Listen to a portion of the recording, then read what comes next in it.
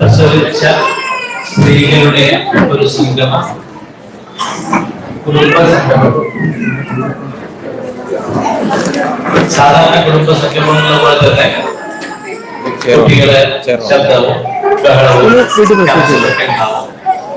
വെള്ളക്കൊന്നിരിക്കോ അതിനെ സീറ്റ് കാലിയാക്കാൻ പറഞ്ഞ പോലെ നല്ല സംഗീതമായി ആസ്വദിക്കാൻ ശ്രമിച്ചാൽ ഒരു കുഴപ്പമുണ്ടാവില്ല. പക്ഷെ പലപ്പോഴും കുട്ടികൾ കഴിയുമ്പോ മേളിലേക്ക് ഇരിക്കോ, മേളിലേക്ക് ഇരിക്കും. വരി വരിക എടുക്കാനുണ്ടോ വിളക്കല്ലേ വരണ്ടേ, വരി വരി. നമ്മൾ ഏത് ശബ്ദം കേൾക്കുമ്പോഴും ചില ശബ്ദങ്ങൾ തന്നെ ശ്രദ്ധിക്കണമെന്ന് നമ്മൾ ആഗ്രഹിക്കുമ്പോൾ ആ ശബ്ദം മാത്രം ശ്രദ്ധിക്കാൻ നമുക്ക് സാധിക്കും. അത് മനുഷ്യന്റെ ശ്രദ്ധയുടെ ഒരു പ്രത്യേകതയാണ്. അപ്പൊ ഞാൻ സംസാരിക്കുന്ന സമയത്ത് നിങ്ങൾ അടുത്ത ആളെങ്കിലോട് സംസാരിച്ചു കൊണ്ടിരിക്കുന്നുണ്ടെങ്കിൽ നിങ്ങൾക്ക് തീരുമാനിക്കാം അയാൾ പറഞ്ഞ് കേൾക്കണോ ഞാൻ പറഞ്ഞ് കേൾക്കണോ എന്നുള്ളത്. നിങ്ങൾക്ക് എന്താണോ തീരുമാനിക്കാൻ കഴിയുന്നത് അത് ശ്രദ്ധിക്കാൻ സാധിക്കും. ഇത് മനുഷ്യന്റെ ഒരു പ്രത്യേകതയാണ്. അതുകൊണ്ട് നിങ്ങൾക്ക് എന്താണോ ആവശ്യം അത് ശ്രദ്ധിക്കാം എന്നുള്ളതാണ് എൻ്റെ ആദ്യത്തെ അഭിപ്രായം. ഇവിടെ നമ്മുടെ കേരളത്തിന്റെ പ്രത്യേകത നമ്മൾ എപ്പോഴും മറക്കാൻ പാടില്ല. നമ്മൾ സാക്ഷരരാണ്, വിദ്യാഭ്യാസമുണ്ട്, ഒട്ടേറെ ശാസ്ത്ര സാങ്കേതിക വിദ്യയുടെ ഔന്നത്യത്തിലാണ് നമ്മളുള്ളത്. ഈ ഔന്നത്യം കൊണ്ട് നമുക്ക് ഒട്ടേറെ പ്രത്യേകത പൊതുവെ മറ്റെല്ലാ സംസ്ഥാനക്കാരെയും താരതമ്യം ചെയ്ത് പറയാറുമുണ്ട്. അങ്ങനെ വരുമ്പോ വളരെ പ്രാചീന കാലത്ത് മനുഷ്യരുടെ ജീവിതത്തിൽ ഉണ്ടായിപ്പോയ ഒരു അബദ്ധമാണ് വീട്ടുപ്രസവം എന്നാണ് പൊതുവെ ആൾക്കാര് ശാസ്ത്രം പുരോഗമിച്ച ഇത്രയും ഫെസിലിറ്റി ഒക്കെ ഉള്ള ഈ ഒരു ഘട്ടത്തിൽ പറയാറുള്ളത്. ഇപ്പൊ എനിക്കിതില് നിങ്ങളോട് ചോദിക്കാനുള്ളത്, വീട്ടിൽ പ്രസവിച്ച സ്ത്രീകളൊന്ന് കൈപ്പൊക്കാം, എത്ര പേരുണ്ട് ഒന്നറിയാൻ. ജസ്റ്റ് ഓഡിയൻസിനും അറിയാം, നിങ്ങൾക്കൊരു സ്വയം ഒരു ആത്മബോധ. വെയിറ്റ് എല്ലാവരും ഒന്ന് ക്ഷമയോടെ കൈ പൊക്കിയാൽ പെട്ടെന്ന് താത്തരുത്. വീട്ടിൽ പ്രസവിച്ച സ്ത്രീകൾ ഒന്ന് കൈ പൊക്കിയാൽ നന്നായിരിക്കും. എല്ലാവരും കാണാനാണ്, നിങ്ങളെ മറ്റുള്ളവർ കാണാനും മറ്റുള്ളവർ നിങ്ങൾക്ക് കാണാനും മുമ്പിലുള്ളവർ തിരിഞ്ഞു നോക്കുമ്പോൾ കാണാനും എല്ലാം തിരിഞ്ഞ് ഞാൻ ചോദ്യം ചോദിച്ചത്. ഓക്കെ,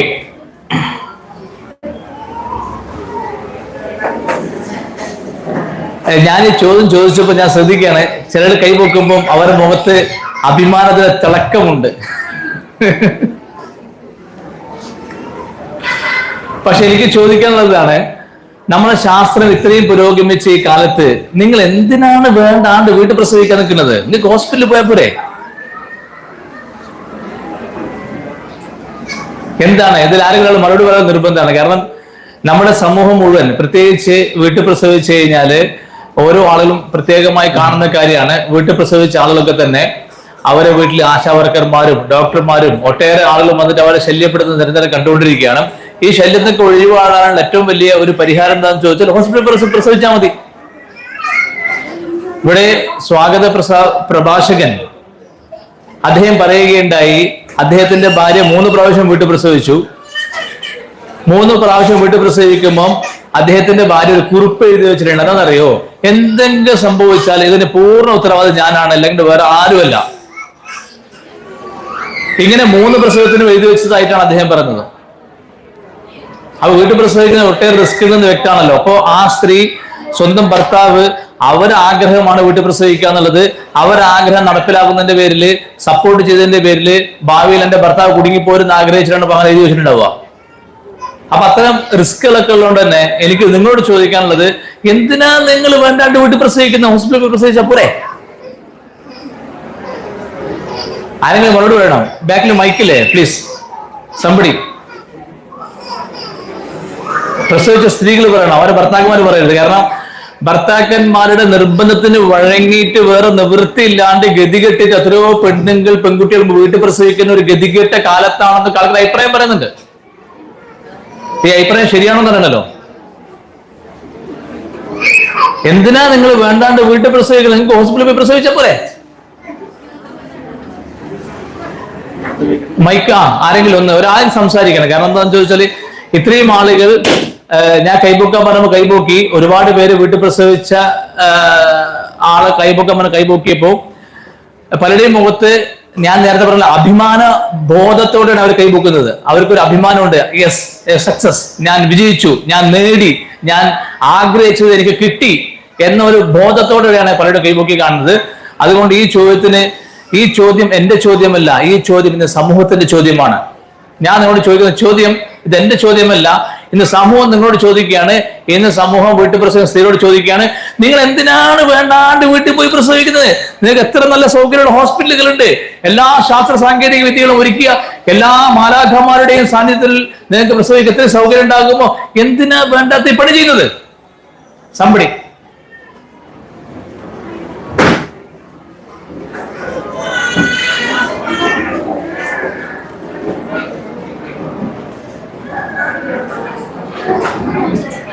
ചോദിക്കുന്നത് എന്തിനാ ഇത്രയും, അതായത് ഈ ആധുനിക കാലത്ത് ശാസ്ത്രം ഇത്രയും പുരോഗമിച്ച ഈ സമയത്ത് എന്തിനാണ് ഹോസ്പിറ്റലിൽ പോയി പ്രസവിക്കുന്നത്?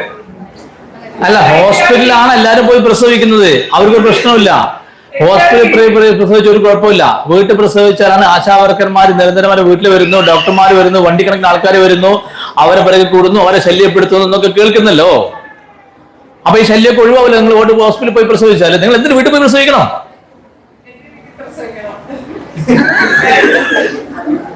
ശരിക്കും 100% പ്രസവം ഇൻസ്റ്റിറ്റ്യൂഷൻ ഡെലിവറി ആക്കണം, അതിനുവേണ്ടി പ്രവർത്തിച്ചു വരുന്ന ഒരു ഡിപ്പാർട്ട്മെന്റിൽ വർക്ക് ചെയ്യുന്ന ഒരാളാണ്. അങ്ങനെയായിരിക്കെ ഞാൻ വീട്ടിലാണ് പ്രസവിച്ചത്. ഇന്നലെ ഒരു വീട്ടില് കുറച്ച് ആളുകൾ കൂടുന്ന സ്ഥലത്ത് പോകാൻ ഇടയായി. അപ്പൊ അവിടെ ഇങ്ങനെ 4ാമത് പെട്ടെന്താ അവരെ എന്നോട് ചോദിക്കുന്നത്, നിങ്ങൾക്ക് എങ്ങനെ, അതായത് ആധുനികതയുടെ എല്ലാ സൗകര്യങ്ങളും അനുഭവിച്ച് പ്രസവിച്ച ഒരു പെൺകുട്ടി എന്നോട് ചോദിച്ചത്, നിങ്ങൾക്ക് എങ്ങനെ പറ്റുന്നു? എനിക്ക് ഒന്ന് ഞാൻ പ്രസവിച്ചിട്ടുള്ളൂ, എനിക്കിനി ഒന്നുകൂടി പ്രസവിക്കുന്ന കാര്യം ആലോചിക്കാൻ പറ്റുന്നില്ല. അപ്പൊ നിങ്ങൾക്ക് എങ്ങനെ പറ്റുന്നു? കാരണം മനസ്സിലാക്കണം, ആധുനികതയുടെ എല്ലാ സൗകര്യവും അവിടെ പ്രയോജനപ്പെടുത്തി പ്രസവിച്ച ആളാണ്. ഞാനിവിടെ വീട്ടിൽ പ്രസവിച്ച ആളാണ്. നമ്മൾ നോക്കുമ്പോ അതായത് 10ഉം 11ഉം പ്രസവിച്ച പണ്ടത്തെ ഉമ്മമാരും ഇതൊരു ബുദ്ധിമുട്ട് അല്ലെങ്കിൽ എങ്ങനെയാണെന്ന് പറഞ്ഞ് കേട്ടിട്ടില്ല. പക്ഷെ എന്നാലും ഇന്ന് എല്ലാ സൗകര്യങ്ങളോടും കൂടി എളുപ്പമാക്കി കൊടുക്കാവുന്ന രീതിയിൽ പ്രസവം നടക്കുന്നുണ്ട്. പക്ഷെ അവർക്ക് ഒന്നുകൂടി പ്രസവിക്കാൻ വളരെ പ്രയാസപ്പെടുന്ന ഒരു സാഹചര്യം നമ്മൾ കാണുന്നത്. അവിടെ എന്തോ ഒന്നുണ്ട്. അതായത് നമ്മള് പ്രസവിക്കാതിരിക്കുമ്പോ വന്ന് സ്ത്രീയുടെ സുരക്ഷിതത്വം അല്ലെങ്കിൽ പേടിപ്പെടുത്താൻ ആളുകളെ കാണാൻ സാധിക്കുന്നുണ്ട്. പക്ഷെ അത് കഴിഞ്ഞ് പ്രസവം കഴിഞ്ഞ് എന്താണ് ഈ പെൺകുട്ടിക്ക് അല്ലെങ്കിൽ ഈ സ്ത്രീക്ക് സംഭവിക്കുന്നതെന്ന് അന്വേഷിക്കാനോ എന്താണ് അതിന്റെ കാരണം കണ്ടുപിടിക്കാനോ ഇവരാരും സന്നദ്ധരല്ല. നമുക്ക് നോക്കുമ്പോൾ അത് മനസ്സിലാവും. ഇപ്പം പോസ്റ്റ്മോർട്ടം ഡിപ്രഷനോ, അതായത് ഈ പ്രസവ സമയത്ത് സൗകര്യങ്ങൾ അല്ലെങ്കിൽ ആധുനികതയുടെ ഓരോ കുഞ്ഞിന് എന്ത് സംഭവിക്കുന്നത്, ഓരോ അവസ്ഥകൾ അറിയാൻ വേണ്ടി എത്രത്തോളം സ്ത്രീയെ അല്ലെങ്കിൽ ആ പെൺകുട്ടിയെ ഉപദ്രവിക്കുന്നുണ്ട്. അതിനുശേഷം ആ പെൺകുട്ടി ഇന്നത്തെ കാലത്ത് പോസ്റ്റ്മോർട്ടം ഡിപ്രഷൻ ഒക്കെ കണ്ടുവരുന്നത്. എന്താ നിങ്ങൾ ഈ പറയുന്നത്? ഹോസ്പിറ്റലിൽ ആൾക്കാരെ ഉപദ്രവിക്കുന്നോ? അങ്ങനെയൊക്കെ സംഭവിക്കുന്നുണ്ടോ? ഉള്ളത് തന്നെയാണ് ഈ പറയുന്നത്. അങ്ങനെ സംഭവിക്കുന്നതുകൊണ്ടാണ് ഹോസ്പിറ്റലിൽ പ്രസവിച്ച ഒരു പെൺകുട്ടി ചോദിക്കുന്നത്, എങ്ങനെ നിങ്ങൾക്ക് അടുത്ത ഒരു പ്രസവത്തെ കുറിച്ച് കൂടി ചിന്തിക്കാൻ കഴിയുന്നു? ഇന്നലെ ഞാൻ കേട്ട ചോദ്യം, ആ കുട്ടി മൂത്ത കുട്ടി 3 വർഷമായി, പക്ഷെ ആദ്യത്തെ പ്രസവം ഹോസ്പിറ്റലിലായിരുന്നു. അപ്പം ഞാൻ പറയുന്നത് വളരെ വളരെ വ്യത്യാസമുണ്ട്. ഏതൊക്കെ കാര്യമാണെങ്കിലും പ്രസവിക്കണം. ഞാനിപ്പോ ഹെൽത്ത് ഡിപ്പാർട്ട്മെന്റിൽ വർക്ക് ചെയ്യുന്ന സമയത്ത് അവരുടെ നല്ലോണം ഹോസ്പിറ്റലുണ്ട്. ഹോസ്പിറ്റലാണ് നല്ലത്, അല്ലെങ്കിൽ ഇങ്ങനത്തെ കാര്യങ്ങൾ ചെയ്യൂ, സ്കാനിങ് ചെയ്യൂ, അങ്ങനെ പല കാര്യങ്ങളും പറയാറുണ്ട്. അപ്പൊ അവരോട് നമുക്ക് തിരിച്ചു ചോദിക്കുമ്പോ അല്ല, നിങ്ങളൊന്ന് ആലോചിച്ച് നോക്കൂ. സ്കാൻ ചെയ്ത് കഴിഞ്ഞാലല്ലേ കുട്ടിയുടെ വളർച്ച അറിയാൻ കഴിയുള്ളൂ, കുട്ടിയുടെ പൊസിഷൻ അറിയാൻ കഴിയുള്ളൂ, കുട്ടിക്ക് എന്തെങ്കിലും അംഗവൈകല്യം ഉണ്ടോ, കുഴപ്പങ്ങൾ അറിയാൻ കഴിയുള്ളൂ. ഇതൊന്നും അറിയാതെ പ്രസവിക്കുന്ന റിസ്ക് അല്ലേ? ഞാൻ നോക്കുമ്പോ എനിക്ക് മനസ്സിലാവുന്ന ഇതൊന്നും സ്കാൻ ചെയ്യാതെ ഇതൊന്നും അറിയാതെ പ്രസവിച്ച കേസുകളില് അംഗവൈകല്യങ്ങളും കണ്ടെത്താനായിട്ട് സാധിച്ചിട്ടില്ല. ഞാൻ തന്നെ 3 കുട്ടികളെ പ്രസവിച്ച് യാതൊരു ഇല്ല. പക്ഷെ ഇപ്പൊ നമ്മൾ കുറച്ച് ദിവസം മുമ്പ് കണ്ടൊരു ന്യൂസാണ്, 6 or 7 സ്കാനിങ് കഴിഞ്ഞു. അതിനുശേഷം ഒരു കുഴപ്പമില്ലാതെ 4 or 5 ഡോക്ടർമാർ എഴുതിയ കേസ് പ്രസവം കഴിഞ്ഞപ്പോൾ കുട്ടിയുടെ എല്ലാ അവയവങ്ങളും വേറെ വേറെ സ്ഥലങ്ങളിലാണുള്ളത്, സ്ഥലത്തല്ല. അല്ല, അതൊക്കെ ഒരു ഇടയ്ക്ക് അങ്ങനെയൊക്കെ അബദ്ധങ്ങൾ സംഭവിക്കും, സ്വാഭാവികമല്ല അതൊക്കെ. ഇടയ്ക്ക് അബദ്ധങ്ങളാണെന്ന് തോന്നുന്നില്ല. കാരണം ഇപ്പോൾ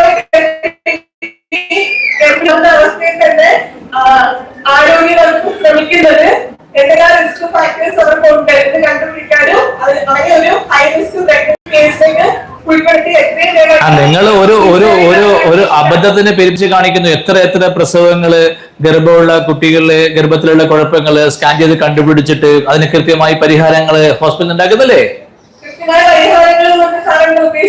അല്ല, അത് അവിടെ പോയി അന്വേഷിക്കണം.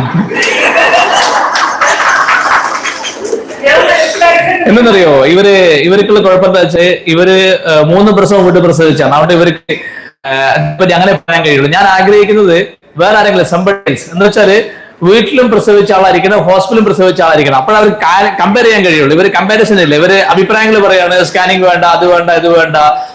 ഞാൻ ചോദിക്കട്ടെ, നിങ്ങൾ സ്കൂളിൽ കുട്ടികളെ പറഞ്ഞയക്കുകയാണ്, സ്കൂൾ കുട്ടികളെ പറഞ്ഞയച്ച കുട്ടികളെ പഠിക്കാൻ പറഞ്ഞയക്കുമ്പോ കുട്ടികൾ കരഞ്ഞിട്ടാ വരിക. കുട്ടികൾ സ്കൂളിൽ ഇരിക്കാൻ ഇഷ്ടമല്ല എന്ന് വെച്ചാൽ നിങ്ങൾ സ്കൂളിൽ പറഞ്ഞയക്കാതെ വീട്ടിലിരുത്താ ചെയ്യാം. കുട്ടികൾക്ക് ഇഷ്ടമല്ല എന്ന് പറഞ്ഞാൽ വീട്ടിലിരുത്താ ചെയ്യാം. വീട്ടിലിരുത്താൻ കുട്ടികൾക്ക് എന്താവും? വിദ്യാഭ്യാസം ഉണ്ടാവില്ല. അപ്പൊ സ്വാഭാവികമായിട്ട് എന്ന് വെച്ചാൽ ആ ഒരു സംഭവത്തിൽ ഇപ്പൊ ഒരു ജോലിക്കാരൻ ജോലിക്ക് പോവുകയാണെങ്കിൽ സ്വാഭാവികമായിട്ട് പണിയെടുത്താൽ അയാൾക്ക് ശമ്പളം കിട്ടുള്ളൂ. ആ പണിയെടുക്കുന്ന ബുദ്ധിമുട്ടാന്ന് പറഞ്ഞ് പണിക്ക് പറഞ്ഞേക്കാതിരിക്കാതെ ചെയ്യാം. പണിക്ക് പറഞ്ഞേക്കാൻ ചെയ്യാം, കാരണം ബുദ്ധിമുട്ടിയാലും ജീവിക്കണമല്ലോ. അപ്പൊ ബുദ്ധിമുട്ടുകൾ മാത്രം എണ്ണി നേരത്തേണ്ട കാര്യമില്ല, അതിന്റെ പ്രായോഗികമായ ഗുണങ്ങളും ദോഷങ്ങളും വിലയിരുത്തപ്പെടേണ്ടതുണ്ട്. അതുകൊണ്ട് ഞാൻ വീണ്ടും ആഗ്രഹിക്കുന്നത് ഹോസ്പിറ്റലിലും വീട്ടിലും പ്രസവിച്ചൊരു പറയണം. അപ്പൊ ഞാൻ ഫസ്റ്റ് ഡെലിവറി ഹോസ്പിറ്റലിലായിരുന്നു. അപ്പൊ ഞാൻ 7 മാസം കഴിഞ്ഞിട്ടാണ് അവിടെ കാണിക്കുന്നത്. അന്ന് ആഗ്രഹിച്ചിരുന്നു വീട്ടിൽ പ്രസവിക്കുന്നത്. ഫസ്റ്റതാകുമ്പോ ഫാമിലിയിൽ ഒരു സപ്പോർട്ട് ഉണ്ടായിട്ടുണ്ടായിരുന്നു. അപ്പൊ എന്തായാലും ഞാൻ ആ ഡെലിവറിന്റെ സമയത്ത് പോയിട്ട് ഒരുപാട് കഷ്ടപ്പെട്ടിട്ടുണ്ട്. ഇപ്പൊ സെക്കൻഡ് ഡെലിവറി കഴിഞ്ഞ പിന്നെ ഹസ്ബൻഡ് ചോദിച്ചൊരു ചോദ്യമുണ്ട്, ഈ ശരിക്കും പ്രസവിച്ചോന്ന്. കാരണം ഫസ്റ്റ് ഡെലിവറി കഴിഞ്ഞ് നമ്മളെ കാണിക്കാൻ വേണ്ടിട്ട് വീൽചെയറിൽ പുറത്തേക്ക് കൊണ്ടുവരാം. ആ സമയത്ത് സുഖാണെന്ന് ചോദിച്ചപ്പോ എന്റെ മനസ്സിന്റെ അത്ര ദയനീയായിരുന്നു. അത് അത്രയും നമ്മൾ അവിടെ അനുഭവിച്ചിട്ടുണ്ട്. കാരണം നഴ്സുമാര് 2 ഭാഗത്തും എന്നിട്ട് നമ്മൾ ഒരുപാട് പ്രഷർ ഏൽപ്പിച്ചിട്ട് അവര് നമ്മളെ മേൽ കയറി ഇരുന്നിട്ടില്ലാന്നുള്ളൊരു അത്രയൊക്കെ സിറ്റുവേഷൻ വന്നിട്ടുണ്ട്. അപ്പൊ ആ ഒരു സംഭവം നമ്മുടെ വീട്ടില് ഒന്നും അറിഞ്ഞിട്ടില്ല. നമ്മുടെ ശരീരം കൊണ്ട് ഒരു പ്രഷർ കൊടുക്കാതെ ശരീരം സ്വയം പ്രഷർ എത്തിയിട്ട് നാച്ചുറൽ ആയിട്ടുള്ള ഒരു അനുഭവം കിട്ടുന്ന ഒരാളും ഇനി ഹോസ്പിറ്റലിൽ പോകില്ല എന്നാണ് എന്റെ ഒരു വിശ്വാസം. എന്നെ സംബന്ധിച്ചിട്ട് ഇൻഷാല്ലാഹ് പോകില്ല എന്ന് തീരുമാനിച്ചു. കാരണം അത്ര ഹോസ്പിറ്റലിൽ നമ്മൾ പ്രസവിച്ച് കഴിയുമ്പോൾ നമ്മൾ ടയർഡാണ്. നമുക്ക് കുഞ്ഞിനെ കാണാനോ അതിൻ്റെ നമ്മൾ ശരിക്കും ഒരു മയക്കത്തിലേക്ക് പോകുന്ന സിറ്റുവേഷൻ ആയിരിക്കും. നമുക്ക് ശരിക്കും എണീറ്റിരിക്കാനോ നമ്മൾ സാധാരണ ചെയ്യുന്ന കാര്യങ്ങൾ പോലും സ്വയം ചെയ്യാൻ പറ്റാത്ത ഒരു അവസ്ഥയാണ്. മറ്റുള്ളവരെ സഹായം വേണ്ടി വരുന്നുണ്ട്. ഒരു ടോയ്ലറ്റ് പോകാൻ പോലും അതിനെ എണീക്കാൻ പോലും നമ്മൾ ഒരാളെ ഹെൽപ്പ് ചെയ്യും. ഒരാളെ 2 പേരൊക്കെ നമ്മൾ പിടിച്ച് എണീപ്പിക്കേണ്ട അവസ്ഥ. പക്ഷെ മോനെ ഞാൻ വീട്ടിൽ പ്രസവിച്ച സമയത്ത് എന്റെ കാര്യങ്ങൾ ഞാൻ സ്വയം ചെയ്തത്. ഞാൻ വീടിന്റെ മേലെ നമ്മുടെ വീട്ടിലേക്ക് പ്രസവിച്ചു. അവിടുന്ന് താഴേക്ക് ഇറങ്ങി പോകാൻ വരെയുള്ള ഒരു എനർജി ആ സമയത്ത് എനിക്ക് ഉണ്ടായിട്ടുണ്ട്. അപ്പൊ അങ്ങനെയുള്ള ഒരാൾ വീട്ടിൽ പ്രസവിക്കലുള്ളൂ. ഹോസ്പിറ്റലിൽ പോകാൻ ആഗ്രഹിക്കൂലെന്ന് എന്റെ വിശ്വാസം. ഇത് ഒരു അഭിപ്രായമാണ്. അവർക്ക് അവരെ അഭിപ്രായം പറയാം. അവര് പറഞ്ഞ എന്താണെന്ന് ചോദിച്ചാല് വീട്ടിൽ പ്രസവിച്ചു, ഹോസ്പിറ്റലും പ്രസവിച്ചു. ഹോസ്പിറ്റൽ പ്രസവിച്ചത് കുറെ ബുദ്ധിമുട്ടുണ്ടായി, വീട്ടിൽ പ്രസവിച്ച അത്ര ബുദ്ധിമുട്ടൊന്നും ഉണ്ടായി. അവരുടെ അഭിപ്രായം പറയുന്നു. അവരുടെ അഭിപ്രായം പറയുന്നു. ആർക്കും അഭിപ്രായം പറയാം. പക്ഷെ മറിച്ചൊരു അഭിപ്രായം ആർക്കും പറയാനുള്ളത് വീട്ടിൽ പ്രസവിക്കുന്നത് കുറെ ബുദ്ധിമുട്ടായിരുന്നു, ഹോസ്പിറ്റലിൽ സുഖമായിരുന്നു എന്നുള്ളത് ഒരു അഭിപ്രായം ആരെങ്കിലും പറയും. അങ്ങനെ അഭിപ്രായമുള്ള ആൾക്കാരുണ്ടാവുമല്ലോ. അങ്ങനെ അറിയില്ലേ? സാധാരണ നമുക്ക് എപ്പോഴും അഭിപ്രായം ഉണ്ടാകുമ്പോൾ എതിരെ അഭിപ്രായങ്ങൾ സ്വാഭാവികം ഉണ്ടാവാറുണ്ട്. അതെന്താ അങ്ങനെ അഭിപ്രായം ഇല്ലാത്തത്? അങ്ങനെ അഭിപ്രായമുള്ള ആരെങ്കിലും സംബടി? ഓക്കെ, വീട്ടിലും ഹോസ്പിറ്റലും പ്രസവിച്ചെത്ര വേണമെന്ന് കൈവക്കാമോ? വീട്ടിലും ഹോസ്പിറ്റൽ പ്രസവിച്ചത് ഇതെവിടെ ഒന്ന് മൈക്കൊടുത്ത ഇവിടെ അവർ കൊടുക്കും. ഒരാള് സംബടി. നമുക്ക് വേണ്ടെന്താന്ന് ചോദിച്ചാല് ഇപ്പൊ നമ്മളൊരു മലയാളിയാണ്. നമ്മൾ സ്വാഭാവികമായി മലയാളികൾ ജീവിച്ചുകൊണ്ടിരിക്കുകയാണ്. നമ്മൾ സ്വാഭാവികമായി മലയാളികളെ ജീവിക്കുമ്പോൾ നമുക്ക് നമ്മുടെ അവകാശങ്ങളുണ്ട്. ആ അവകാശങ്ങൾ ആർക്കും ഹനിക്കാൻ സാധിക്കില്ല. അതെല്ലാവരും അവകാശമാണ്. ഏത് വസ്ത്രം ഞാൻ ധരിക്കണം, ഏത് ആഹാരം ഞാൻ കഴിക്കണം, എനിക്ക് രോഗം വന്നാൽ ഞാൻ ഏത് ഡോക്ടറെ കാണിക്കണം, ഏത് ഹോസ്പിറ്റലിൽ പോകണം എന്നൊക്കെ എല്ലാവരും അവകാശമാണ്. അതിൽ ആർക്കും ചോദ്യം ചെയ്യാൻ കഴിയില്ല. അത് അയാൾ സ്വന്തം അവകാശമാണ്, അയാൾ അത് ചോദ്യം ചെയ്യാറ്. പക്ഷെ നമ്മളൊരു വിഷയം ഇന്ന് കേരളം ഉറ്റുനോക്കിക്കൊണ്ടിരിക്കുകയാണ്, വീട്ടുപ്രസവം വലിയ അപകടമാണെന്നുള്ള കാര്യത്തിൽ. അപ്പൊ അങ്ങനെ അപകടമാണോ എന്നുള്ള ഒരു വിഷയം നമ്മൾ ചർച്ച ചെയ്യുമ്പോൾ സ്വാഭാവികമായും ഇതിന്റെ ഗുണഭോക്താക്കളോ പ്രയോക്താക്കളോ ആയിട്ടുള്ള നിങ്ങൾ തന്നെ മറുപടി വരണം.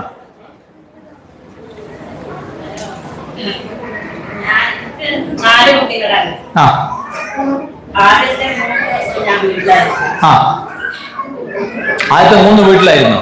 Very good. ഒരു മിനിറ്റ്, ഒരു വണ്ടി നമ്പർ പറയാം, ആ വണ്ടി ഒന്ന് മാറ്റി കൊടുക്കണം. K26E3434 ഒരു ഹ്യുണ്ടായിയുടെ വണ്ടിയാണ്. കിട്ടി. ഓക്കെ, മാറ്റി. പറഞ്ഞോളൂ. 3 പ്രസവം വീട്ടിൽ, 1 പ്രസവം ഹോസ്പിറ്റലായിരുന്നു. Very good. ഹോസ്പിറ്റലായിരുന്നു.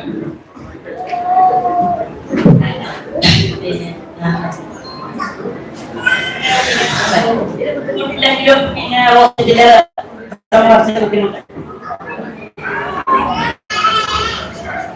വീട്ടില്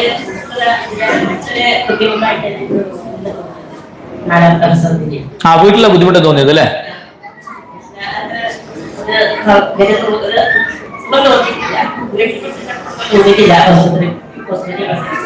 വീട്ടിൽ പ്രസവിച്ച സുഖം ഹോസ്പിറ്റലിൽ കിട്ടിയിട്ടില്ല.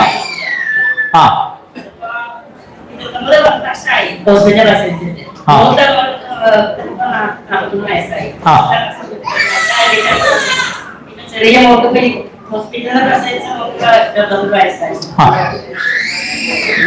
ആ വീട്ടിൽ സൗകര്യം കിട്ടിയിട്ടില്ല. അവര് 3 പ്രസവം വീട്ടിൽ പ്രസവിച്ചു, 1 പ്രസവം ഹോസ്പിറ്റലിൽ എല്ലാ ശാസ്ത്ര സാങ്കേതിക വിദ്യയും ഉപയോഗപ്പെടുത്തി പ്രസവിച്ചു. പക്ഷെ അവര് എല്ലാം ഉപയോഗപ്പെടുത്തിയ ശേഷം അഭിപ്രായം വരാണ് വീട്ടിൽ പ്രസവം എന്നല്ല, ഹോസ്പിറ്റൽ ഒന്നും ശരിയായില്ല എന്നുള്ളത്. അവിടെ സൗകര്യം കിട്ടില്ല എന്ന് പറയുന്നു. എല്ലാ സൗകര്യം ഉപയോഗപ്പെടുത്തി നിങ്ങൾ എങ്ങനെ പറഞ്ഞത് ശരിയാണെന്ന് ആലോചിച്ചോക്കുക നിങ്ങൾ. Anybody else? വേറെ ആരെങ്കിലും? കാരണം ഇത് ജനങ്ങൾ അറിയാതെ പോകുന്നതും ഞാൻ അറിയാതെ പോകും. ഞാനൊരു ചികിത്സകനാണ് എന്ന രീതിയിലും സ്വാഭാവികമായി ചികിത്സയെ ഉറ്റുനോക്കുന്ന ഓരോ വ്യക്തികളും നിർബന്ധമായി മനസ്സിലാക്കേണ്ട വളരെ പ്രധാനപ്പെട്ട കാര്യമാണ്.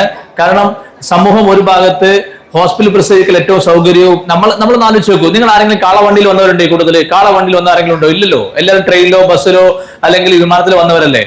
പഴയ കാലത്ത്, പ്രാചീന കാലത്ത് മനുഷ്യന്മാർ കാളവണ്ടി ഉപയോഗിച്ചിരുന്നു എന്നപോലെ പഴയ കാലത്ത് സ്ത്രീകൾ വീട്ടിൽ പ്രസവിച്ചിരുന്ന പോലെ നിങ്ങൾ പഴയ കാലത്തിൽ മടങ്ങിപ്പോക്ക് നടത്തുകയാണോ എന്ന ചോദ്യം ഉന്നയിക്കപ്പെടുമ്പോ അതിന് ഉത്തരം പറയേണ്ടതുണ്ട്.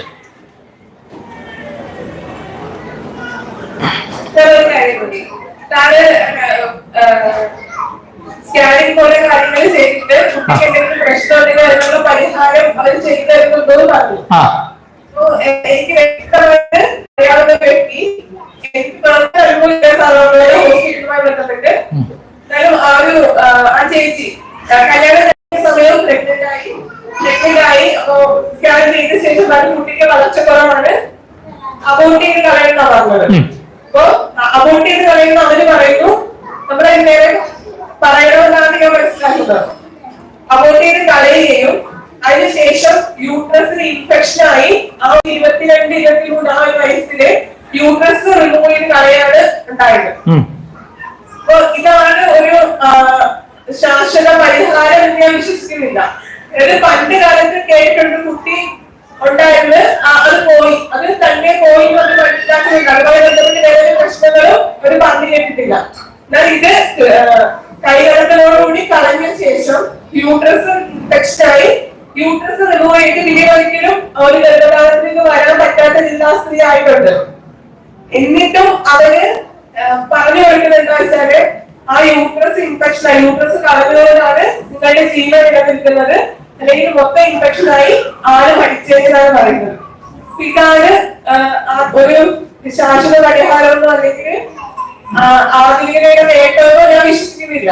അത് മാത്രമല്ല, എന്തിന് നിങ്ങൾ ഹോസ്പിറ്റലിൽ പോയി പ്രസവിക്കണോ, എന്തിന് നിങ്ങൾ വീട്ടിൽ പ്രസവിക്കണമെന്ന് വേറെ ആർക്കും ചോദിക്കാനുള്ള അധികാരം ഉണ്ട് എന്നും ഞാൻ വിശ്വസിക്കുന്നില്ല. തീർച്ചയായിട്ടും ഒരിക്കലും ആർക്കും അവകാശമില്ല. നിങ്ങൾക്ക് എന്ത് വേണമെങ്കിലും ചെയ്യാം. ഹോസ്പിറ്റലിനെ സംബന്ധിച്ച് ഇപ്പൊ ഒരു സ്കാനിങ്ങിൽ ഒരു കുട്ടിക്ക് എന്തെങ്കിലും കുഴപ്പമുണ്ടെന്ന് കണ്ടാൽ അത് ഉടനെ ട്രീറ്റ്മെന്റ് കിട്ടും. എന്താ ട്രീറ്റ്മെന്റ് ചോദിച്ചാൽ അത് അബോർഷൻ തന്നെയാണ്, സംശയമൊന്നുമില്ല. അപ്പൊ നിങ്ങൾക്ക് അബോർഷൻ വേണ്ടാന്നുണ്ടെങ്കിൽ നിങ്ങൾ തീരുമാനിക്കേണ്ടി വരും. അതിന്റെ ഉത്തരവാദിത്വം അതിലുണ്ടാകുന്ന കോൺസിക്വൻസ് നിങ്ങൾ എടുക്കേണ്ടി വരും. ഇതാണ് നിയമം. അതുപോലെ ഞങ്ങൾ തീരുമാനിച്ചുകൊണ്ടാണ് ഇങ്ങനെ ഒരു സദസ് ഇവിടെ ഉണ്ടായതെന്ന് വിശ്വസിക്കുന്നു. തീർച്ചയായും വെരി ഗുഡ്, അഭിനന്ദനങ്ങൾ, വിപ്ലവാഭിനന്ദനങ്ങൾ.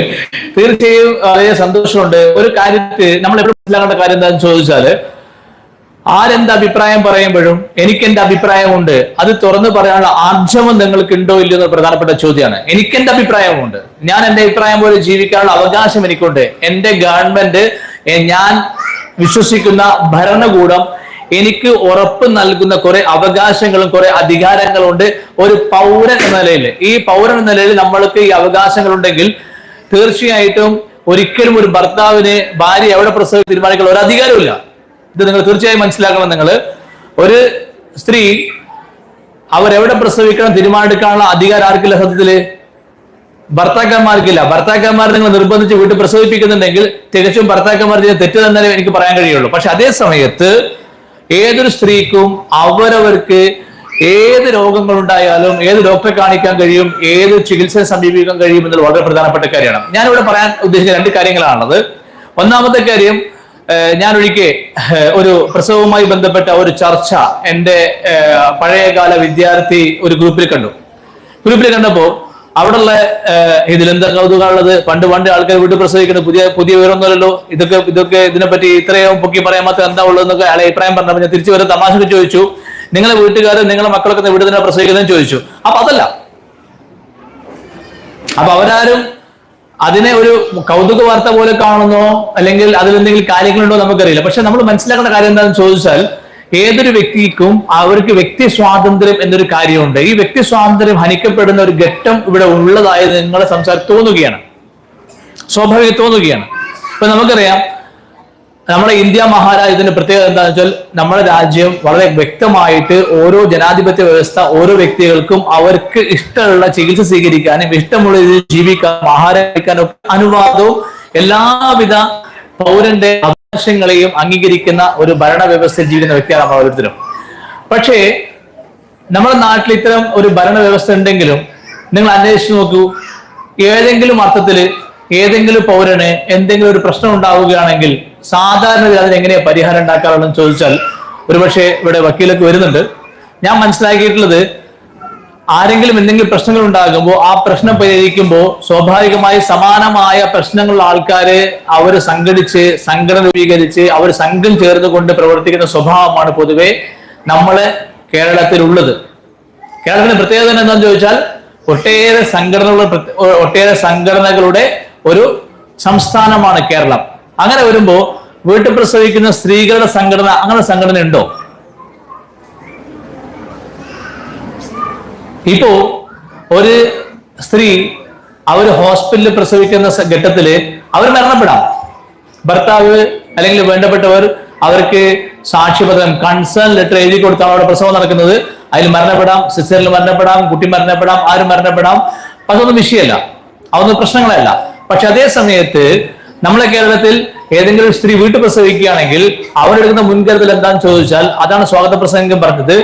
അദ്ദേഹത്തിന്റെ ഭാര്യ എഴുതി വെച്ചിരിക്കുകയാണ്, എനിക്ക് എന്തെങ്കിലും സംഭവിച്ചാൽ എന്റെ ആഗ്രഹപ്രകാരം ഞാൻ വീട്ടിൽ പ്രസവിക്കുകയാണ്, ഇതിന്റെ എല്ലാ ഉത്തരവാദിത്വം എനിക്കാണ്, എനിക്ക് എന്തെങ്കിലും സംഭവിച്ചാൽ അതിന് എന്റെ ഭർത്താവോ എന്റെ ബന്ധുക്കളോ ഉത്തരവാദിയല്ല. ഇങ്ങനെ എഴുതി വെക്കേണ്ട ഒരു അവസ്ഥ എന്തുകൊണ്ടുണ്ടാവുമെന്ന് ചോദിച്ചാൽ, സ്വാഭാവികമായിട്ട് ഈ സ്ത്രീയെ വീട്ടിൽ പ്രസവിക്കാൻ ഭർത്താവ് അടിച്ചേൽപ്പിക്കുന്നുണ്ടോ എന്ന ചോദ്യത്തിന് മറുപടി ആണെങ്കിലും, നമ്മുടെ സമൂഹത്തിൽ ഏത് തരത്തില് പ്രശ്നങ്ങൾ ഉണ്ടാകുമ്പോഴും ആ പ്രശ്നങ്ങൾക്ക് സാധാരണത്തിൽ പരിഹാരം കാണുന്ന സ്വഭാവം എന്താണെന്ന് ചോദിച്ചാൽ, സമാന പ്രശ്നക്കാരായ ആളുകൾ സംഘടിക്കുകയും സമാന പ്രശ്നക്കാരായ ആളുകൾ സംഘം ചെയ്യുകയും അവർ അവരുടെ ശക്തി ജനങ്ങളുടെ മുമ്പിൽ തെളിയിക്കുകയും അതേ അഭിപ്രായമുള്ള ആളുകൾ ആ അഭിപ്രായത്തോട് യോജിക്കാൻ വേണ്ടി ആഹ്വാനം ചെയ്യുന്ന സ്വാഭാവികം കാണുന്ന കാര്യങ്ങളാണ്. ഞാൻ ഒരിക്കലും വീട്ടിൽ പ്രസവിക്കാൻ പ്രോത്സാഹിപ്പിക്കുകയോ അല്ലെങ്കിൽ ഏതെങ്കിലും അർത്ഥത്തിൽ അതിനെ ഉപദേശിക്കുകയോ ചെയ്യുന്നില്ല. പക്ഷേ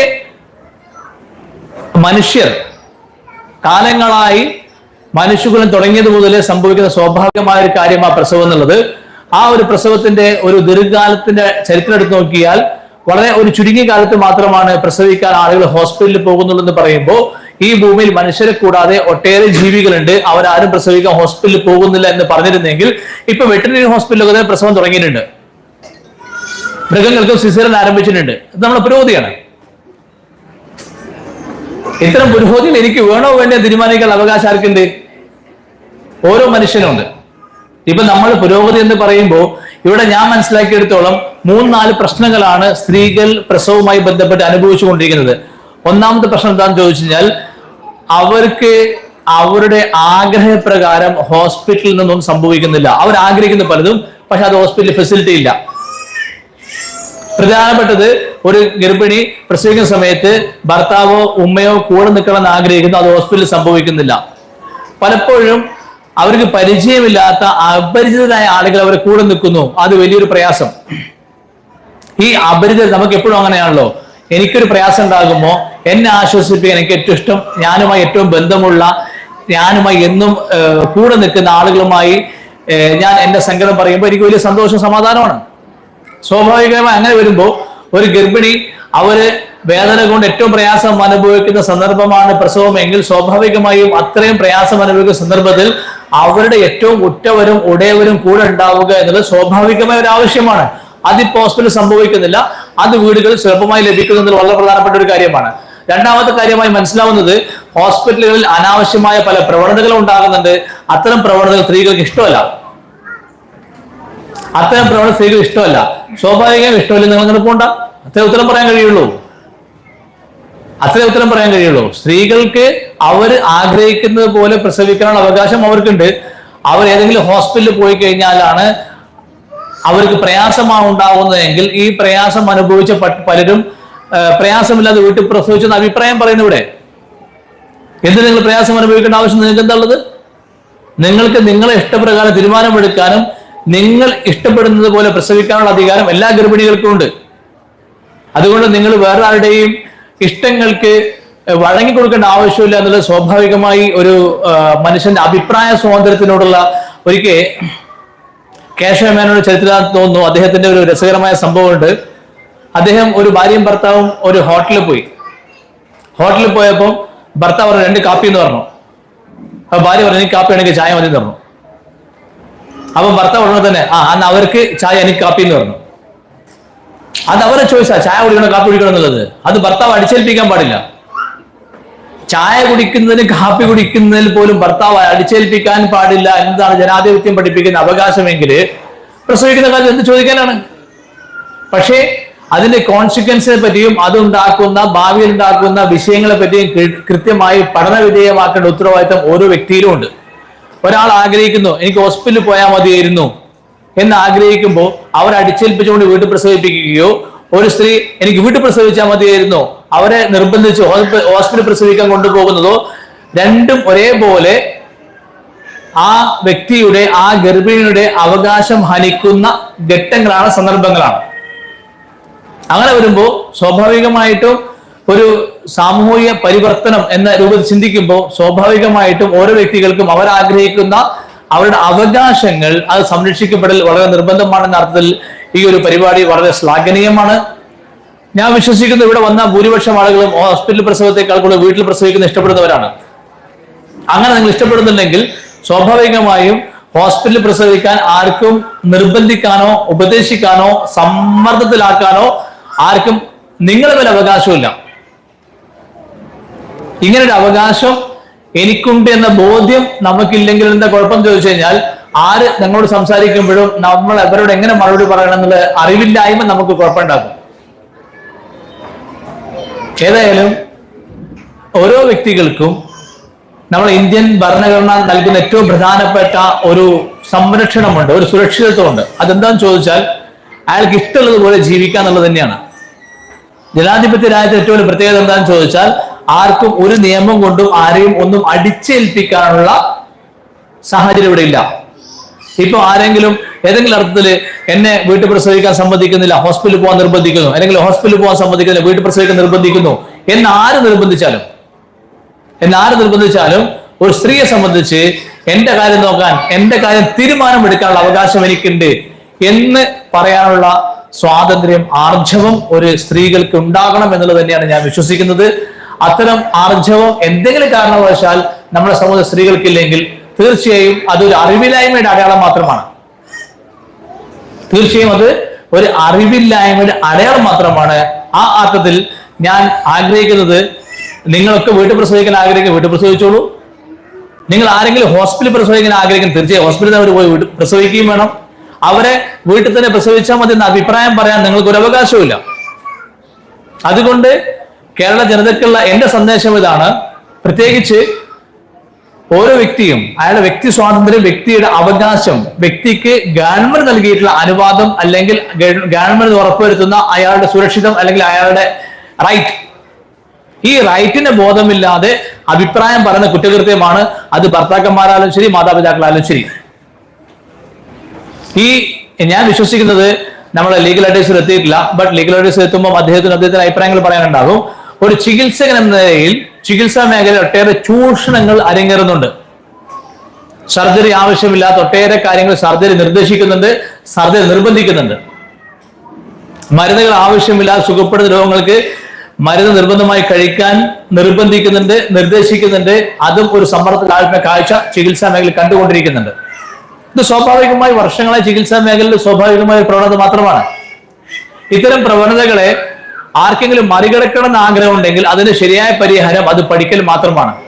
അറിവ് മാത്രമാണ് ഏതൊരു കാര്യത്തിന്റെയും ശരിയായ തീരുമാനമെടുക്കാൻ അല്ലെങ്കിൽ ശരിയായ കാര്യങ്ങൾ ചെയ്യാൻ അയാളെ സഹായിക്കുന്നത്. അതുകൊണ്ട് അറിവ് നേടുക എന്നുള്ളത് മാത്രമാണ് എനിക്ക് നിങ്ങളോട് അറിയിക്കാനുള്ളത്. നിങ്ങൾ ഓരോരുത്തരും, ഓരോ സ്ത്രീകളും അവർക്ക് അവരുടേതായ അവകാശമുണ്ട്. ആ അവകാശം ചോദ്യം ചെയ്യാനോ ഹനിക്കാനോ ആർക്കും അധികാരമില്ല. അതുകൊണ്ട് അവർ അവകാശങ്ങളെ പറ്റി അവർ ബോധവാന്മാരല്ലാതിരിക്കുമ്പോഴാണ് അവർ ചോദ്യം ചെയ്യപ്പെടുകയും അവർ ചൂഷണം ഇരയാകുകയും ചെയ്യുന്നത് ഞാൻ ഉറച്ചു വിശ്വസിക്കുന്നു.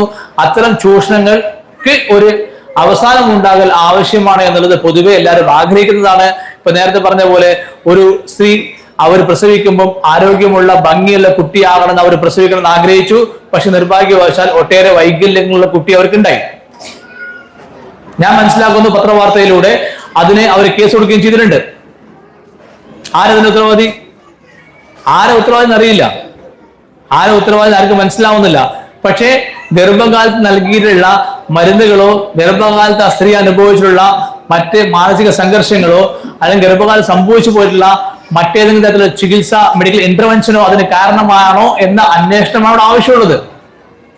ഏതായാലും നമ്മുടെ സമൂഹത്തിൽ നേരത്തെ പറഞ്ഞ പോലെ സ്കാനിങ്ങിലൂടെയും അതുപോലെ ഒട്ടേറെ പരിശോധനയിലൂടെയും അംഗവൈകല്യം ഉണ്ടാകുമെന്ന് പറഞ്ഞിട്ടും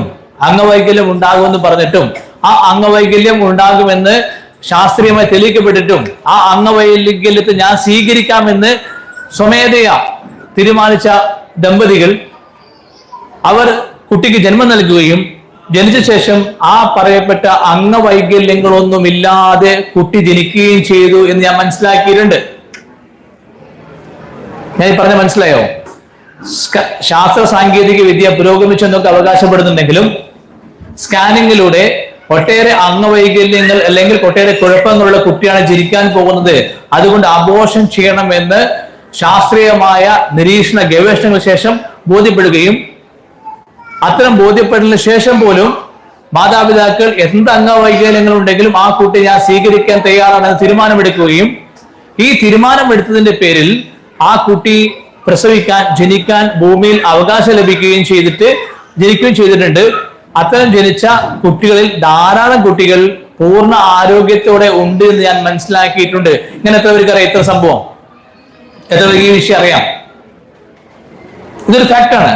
ഇനി അംഗവൈകല്യത്തോടു കൂടി ജനിച്ചു എന്ന് വിചാരിക്കും പോലും എനിക്ക് കാണാൻ കഴിയുന്നത് ഫിഫ വേൾഡ് കപ്പ് ഖത്തറിൽ അരങ്ങേറിയപ്പോൾ ഗർഭിണിയായിരുന്ന മാതാവിനോട് പണ്ട് പറയപ്പെടുകയുണ്ടായി, നിങ്ങളെ കുട്ടി അംഗവൈകല്യത്തോടുള്ളതാണ്, ഈ കുട്ടി ജനിക്കേണ്ട, ഈ കുട്ടിയെ നിങ്ങൾ അബോർഷൻ ചെയ്യുമെന്ന് പറഞ്ഞപ്പോൾ മാതാവ് അബോർഷൻ ചെയ്യാൻ തയ്യാറായില്ല. കുട്ടി അംഗവൈകല്യത്തോട് ജനിക്കുകയും കുട്ടി ജീവിക്കുകയും ഇന്ന് ഖത്തറിൽ അറിയപ്പെടുന്ന കോടീശ്വരനായി ജീവിക്കുകയും ഫിഫ വേൾഡ് കപ്പിന്റെ അംബാസഡർ എന്ന് പറയുന്ന വലിയ ലോകം ശ്രദ്ധിക്കുന്ന ഏറ്റവും ഉത്തമ അല്ലെങ്കിൽ ഉന്നതിയിൽ അയാൾ അലങ്കരിക്കുകയും ചെയ്തു, ആ സ്ഥാനം അലങ്കരിക്കുകയും ചെയ്തു.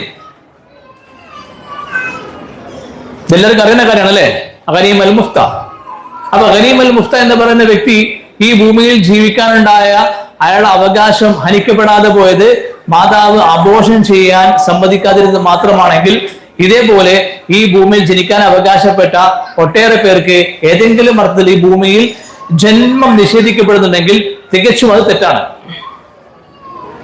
ഏതൊരു വ്യക്തിക്കും ഏതൊരു വ്യക്തിക്കും ഈ ഭൂമിയിൽ ജീവിക്കാനുള്ള അവകാശമുണ്ടെങ്കിൽ ആ അവകാശത്തിന്റെ തുടക്കമാണ് പ്രസവം, ജനനമെങ്കിൽ ആ ജനനത്തെ നിഷേധിക്കാനോ ആ ജനത്തിനെ അപായപ്പെടുത്താനോ ആർക്കും അവകാശമില്ല എന്നാണ് ഞാൻ മനസ്സിലാക്കുന്നത്. അതുകൊണ്ട് ഈ വിഷയങ്ങളെ പറ്റി കൂടുതൽ മനസ്സിലാക്കാനും കൂടുതൽ അന്വേഷണം നടത്താനും ഈ വിഷയങ്ങൾ കൂടുതൽ ഗ്രാഹ്യമുണ്ടാകാനും ഓരോ ആളുകളും ശ്രമിക്കണമെന്ന് ഈ ഒരു വിഷയത്തിൽ പറയുകയും, നിങ്ങളിൽ പലരും വീട്ടിൽ പ്രസവിച്ചത് അങ്ങേയറ്റത്തെ അഭിമാനമായി കൊണ്ടു നടക്കുന്നു എന്നുള്ളത് തീർച്ചയായും ഞാൻ അതിനെ അഭിനന്ദിക്കുകയും അതോടൊപ്പം തന്നെ ഇതാണ് നന്മയെങ്കിൽ ഇത് തന്നെ പുലരട്ടെ എന്ന് ആഗ്രഹിക്കുകയും പ്രാർത്ഥിക്കുകയും ചെയ്യുന്നു. നമ്മുടെ സമൂഹത്തിന് നന്മ ഉണ്ടാകണമെന്ന് എല്ലാവരും ആഗ്രഹിക്കുകയും പ്രാർത്ഥിക്കുന്നതുപോലെ തീർച്ചയായും ഞാനും അതിയായി അതിന് ആഗ്രഹിക്കുകയും ആശിക്കുകയും ചെയ്യുന്നു മാത്രം പറഞ്ഞുകൊണ്ട് ഈ ഒരു വേദിയിൽ നിങ്ങളെ മുമ്പിൽ സംസാരിക്കാൻ കിട്ടിയ അവസരത്തിന് അങ്ങേയറ്റം കൃതജ്ഞതയുള്ളവനായിക്കൊണ്ട്, ഒരുപക്ഷെ ഈ വേദിയിൽ പങ്കെടുക്കാത്ത ആളുകൾക്ക് ഈ അവകാശം, സ്ത്രീകളുടെ അവകാശം അത് എന്താണെന്ന് പറഞ്ഞു കൊടുക്കാനുള്ള ആർജവം ഓരോ സ്ത്രീകൾക്കും ഉണ്ടാകട്ടെ എന്ന് അതിയായി ആഗ്രഹിച്ചുകൊണ്ട് ഈ ഒരു വേദിയിൽ ഇങ്ങനെ വിഷയം സംസാരിക്കാൻ അവസരം തന്ന സംഘാടക സമിതിക്ക് പ്രത്യേകം അഭിനന്ദനങ്ങൾ അറിയിച്ചുകൊണ്ട് എല്ലാവിധ വിജയാശംസകൾ ഉണ്ടാകട്ടെ എന്ന് പ്രാർത്ഥിച്ചുകൊണ്ട് ഈ ഒരു വേദി ഉദ്ഘാടനം പ്രഖ്യാപിക്കുന്നു. Thank you. അസ്സലാമു അലൈക്കും.